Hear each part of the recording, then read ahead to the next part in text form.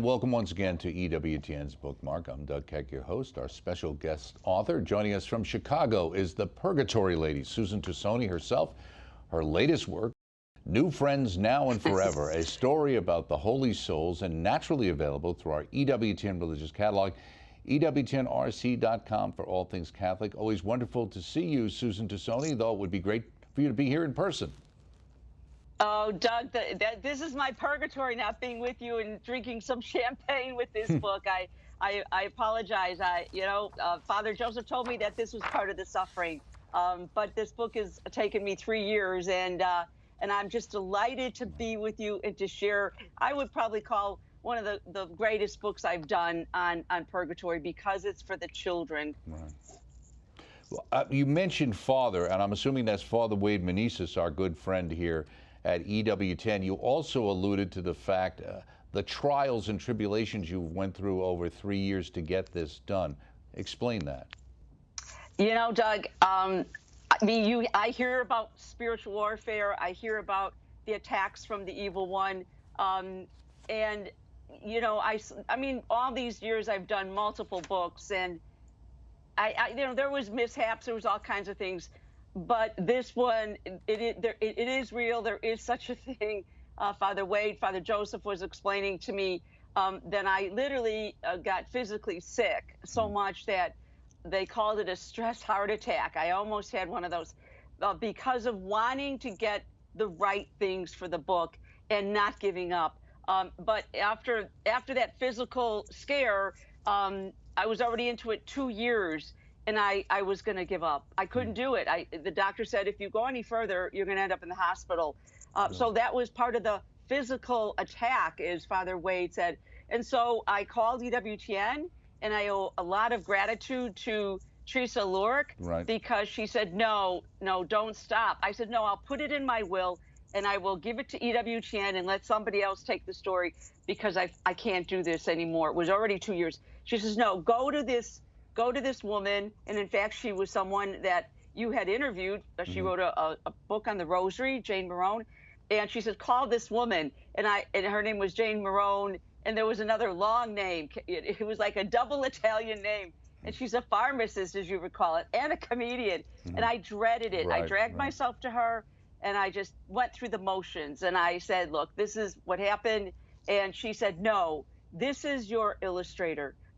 You can't stop. Go to the illustrator. And she actually taught me how to do WhatsApp. I was never on WhatsApp.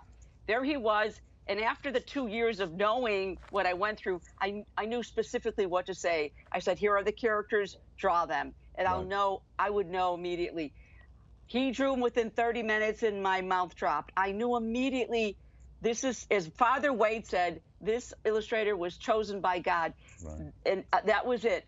He just, as you can see, the book, as the bishops say, Bishop Conley, Bishop Hine, Bishop Perry, splendid, spectacular, brilliant, vivid.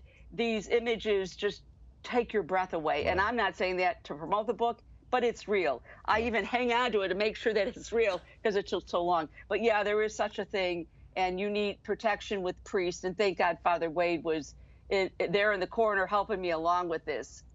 Right. And it ended up being a masterpiece, as you're saying, and everyone is saying. So I'm just so happy to be here.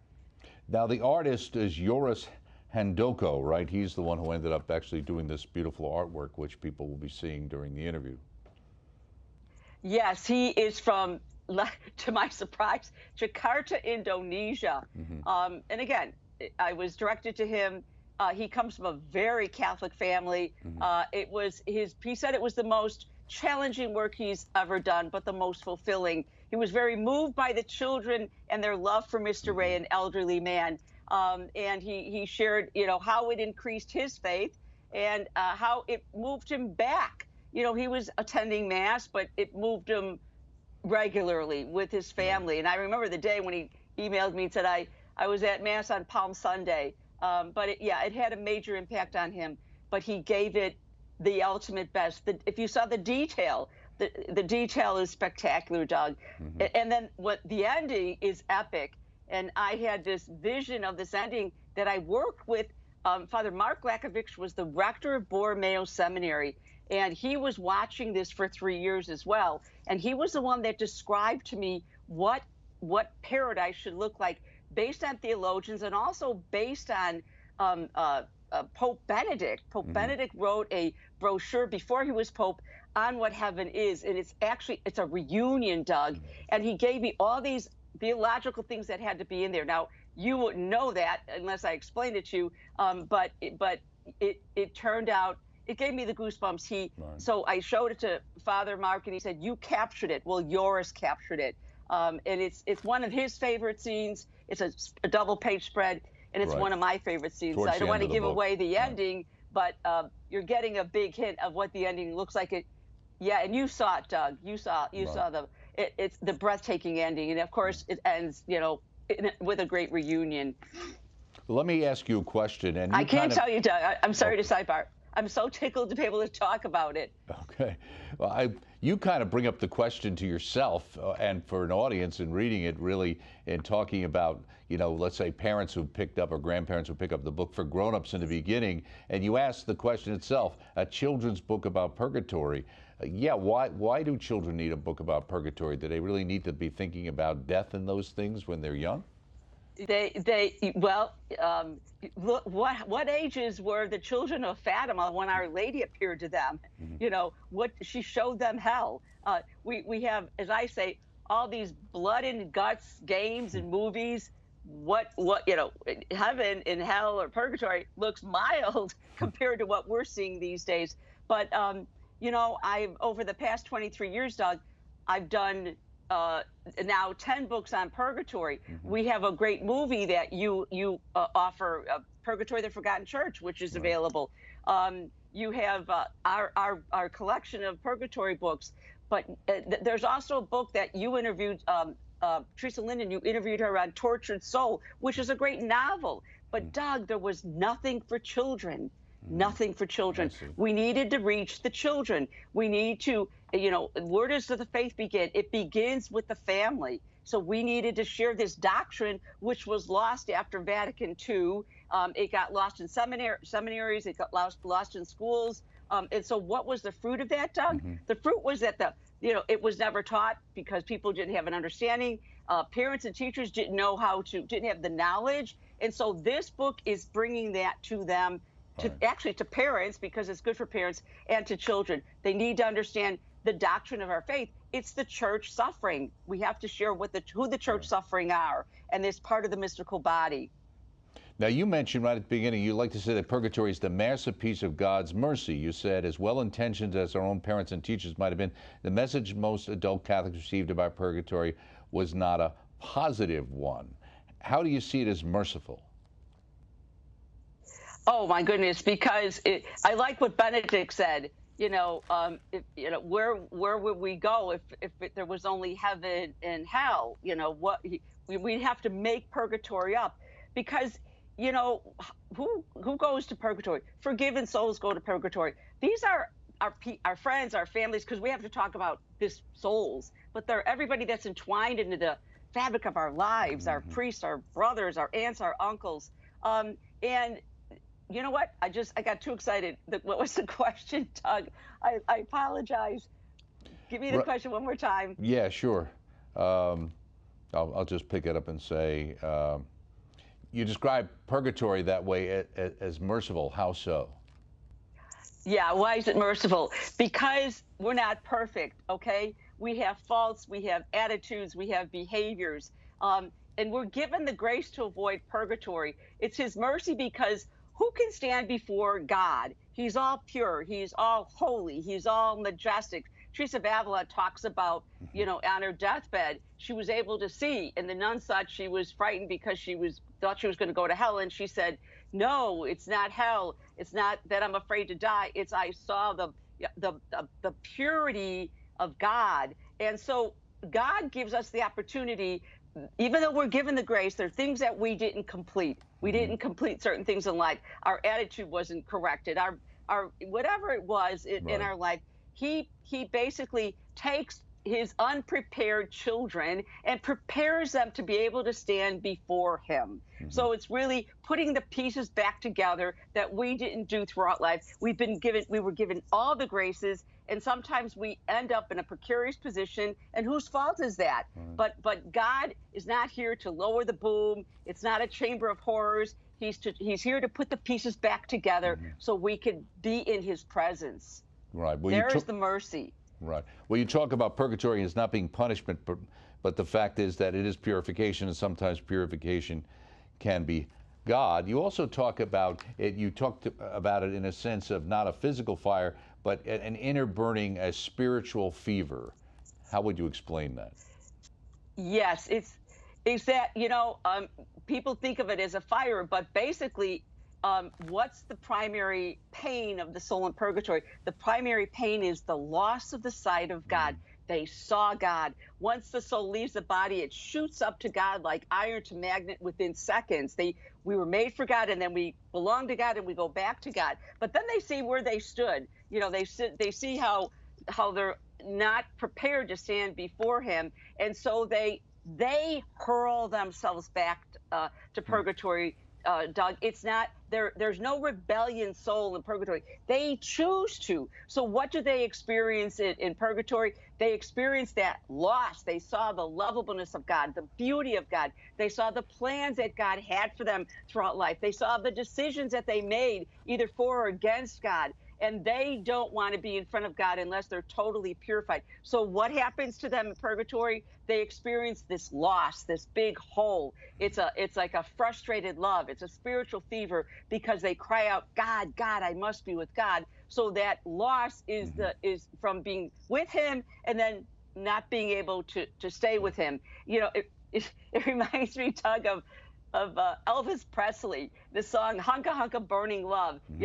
We have holes in our hearts when children go to war, or kids go off to school, or the children leave the nest, and we lose our loved ones, there's a hole.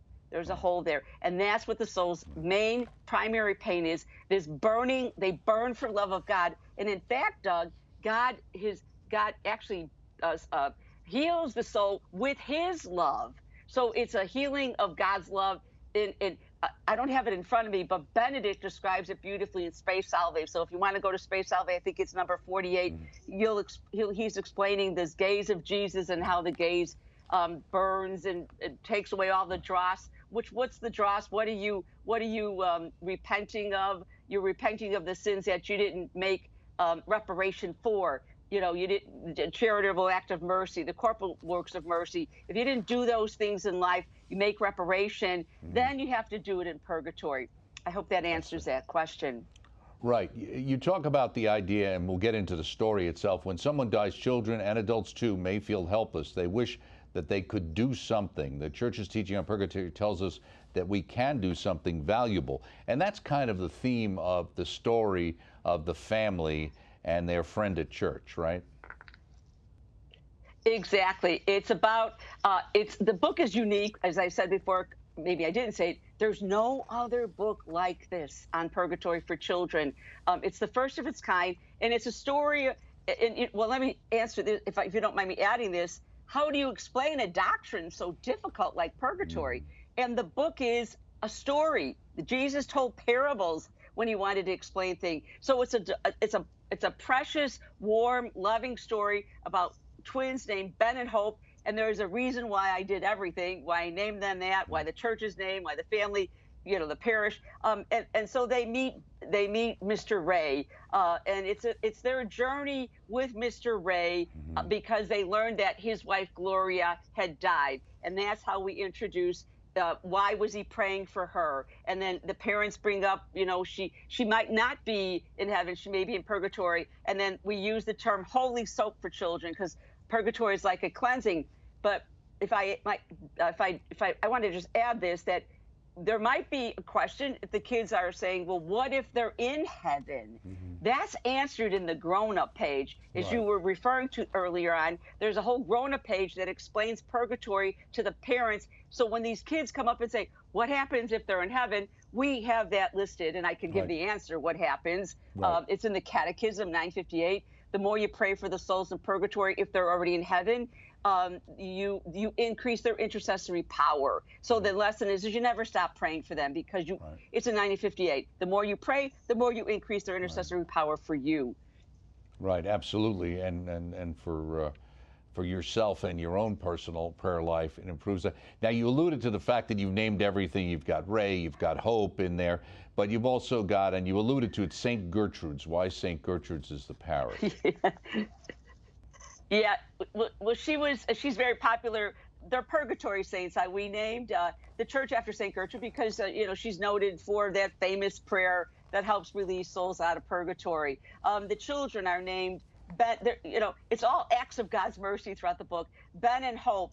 Ben is named after Jacob's favorite son. Hope, I named her because of the virtue of hope and to never give up. I think we have. There's other symbols that have a meaning. The wife who died Nicholas, is Gloria. Baby Nicholas is actually. You've got Gloria, right? Is Gloria? Well, that one, Gloria from the Gloria. Glory to God in the highest. Also, a little personal thing. My mother, her sisters would call her Gloria, and I don't know why. But it's just a little nod to my mom. There was also, if you notice, Doug, the wife, the mom, is pregnant from the beginning all the way until All Souls Day, and she gives birth to Nicholas. And Nicholas is named after St. Nicholas of Tolentino, who had a huge devotion to the souls of purgatory. So there's a meaning behind everything that I did. Nothing was arbitrary, just to show God's love and his mercy is all connected through the saints, through the church militant, and of course the church suffering. What I really like was the idea, and the character is explaining to the children why he was praying in church and still praying for his wife. And he talked about the fact that they're still prayer pals now and forever. That's a great image. Yes, it's just, I'm just so tickled because we were able to take a concept and put it in a story and bring it down to their level, because the souls are your prayer pals. And one of my favorite scenes, Doug, is that 2-page spread of, that's where I had to figure out, and Yoris said to me, Susan, what do we do for purgatory? And honest to Pete, Doug, I feel like I'm talking to, I'm just so excited. I just remember sitting there and I said, I know yours, they're prayer pals, because the one thing that the souls can do, the only thing that they can do, is pray for us. They cannot pray for themselves. They are totally helpless. So there's your beautiful image. They're interceding. We are interceding. The souls are interceding for us. And as you can see, they're in prayer. That's the one thing they could do, is intercede for us. And then we've got the prayer pals, which are us, the church militant. And there's some people you might recognize in there, Doug. And we are praying for them. And so it's an exchange of prayers. Right. That's what this is. The souls pray for you, you pray for them. And the more you pray for them, the more powerful their intercession is for you. And they become literally friends forever. The guardian angel tells them who's praying for them. They pray intensely for you, especially for family members, especially for those that they lived with. In fact, the research I done over the years, Doug, it was very interesting that Padre Pio, Mother Teresa, Saint Faustina, who appeared to them, families, they go to the people that they loved and that they lived with and that they were close with. So Faustina's sisters from purgatory came to visit her. Padre Pio's brothers and priests came to see him. So there was that very interesting thing that I noted. And you as well as everyone knows that you have dreams of your family members that appear to you. They let you know if they need help. They let you know if they're okay. So there was that bond that's never broken, Doug. Right. Yeah, in fact, on page 19, and we just had the image up, I think, before, Mom even took them to adoration, and every time they drove by the cemetery, they prayed, eternal rest grant unto them, O Lord, and let perpetual light shine upon them. May they rest in peace, amen, which you have repeated several times during this, obviously, to reinforce that. But what I loved about it was the graveyard itself which looks like some family members from what I can see on both sides of your family, right? Yeah, there's actually Doris's uncle is in there. I had a brother that died suddenly. It just broke our hearts when you're expecting a parent to die, but when you lose one of the siblings, there's a different kind of pain. So Brother Pasquale, we call him Patty Boy, died at about 52. So I just wanted to recognize him. There was a little girl. Well, first of all, let me just say about the Tombstones. And again, this was Father Mark, the rector, saying it has to be a warm cemetery, an approachable, nothing to scare the kids, and that recognize that we had St. Joseph, we had a guardian angel, we had a Celtic cross, we had Our Lady of Fatima, that we're all still intertwined together. It's the church triumphant, the church suffering, divine mercy we had in there. But yeah, I acknowledged my brother, and then I felt it was important to acknowledge soldiers, because a lot of children have lost their fathers and more. So I don't know if you noticed it, but Christy Ramos, one of your pilgrimage directors, her father was a major, and we have him in there. But there were reasons why we had certain things in there that I wanted to address. But the butterfly, I have to share this if you don't mind, Doug, is for an aunt of mine that died. She was 10 years old at the time.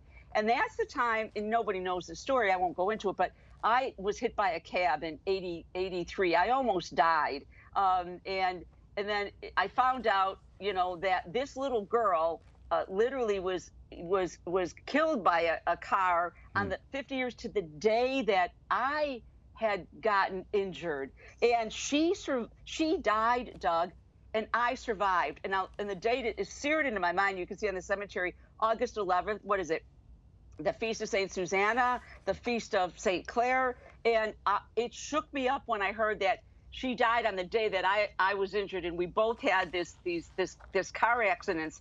And I went to a priest, and he said that sometimes a sacrifice is made in the family for a greater cause. And he said, this little girl, 10 years old, took the hit so you could do this.